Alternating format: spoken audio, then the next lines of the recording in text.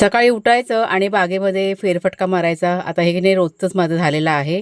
तर आज मी बागेत चालत होते तर लक्ष गेलं तोंडल्याच्या वेलीकडे आणि बघितलं तर भरपूर अशी तोंडली की नाही तयार झाली होती.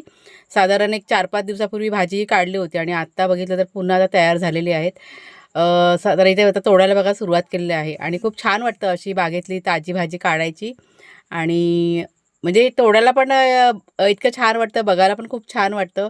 आता आपली ही तोंडल्याची वेल आहे ना म्हणजे छान प्रकारे आता तयार होत चाललेली आहे. म्हणजे पावसामध्ये ही वेल आपण लावली होती.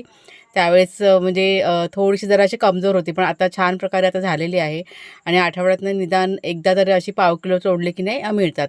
तर भाजी बघा काढून घेतली, स्वच्छ धुवून घेतली आणि आता इथे चिरायला की नाही सुरुवात केलेली आहे. म्हटलं आता बागेतनं भाजी काढलेलीच आहे, तर हीच म्हटलं पटकन बनवूया. तर झटपट तुमच्याशी आज रेसिपी पण शेअर करते. साधी सिंपलच बनवते मी, फारसं असं काही ह्याच्यामध्ये टाकत नाही. तर कढईमध्ये बघा तेल घातलेलं आहे. त्यात राई, जिरं, कढीपत्ता घातला आहे, कांदा घातलेला आहे आणि कांदा असा मोठा-मोठा जरा चिरून घेतला.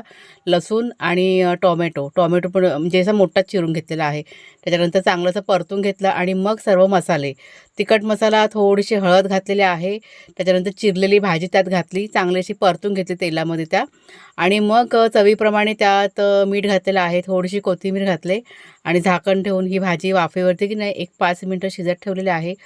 आणि शिजून झाल्यानंतर लगेच आता इथं नाश्ता करायला घेतला आणि त्या जोडीला मी आज नाचणीची भाकरी केली होती. चवीला ही भाजी छान लागते.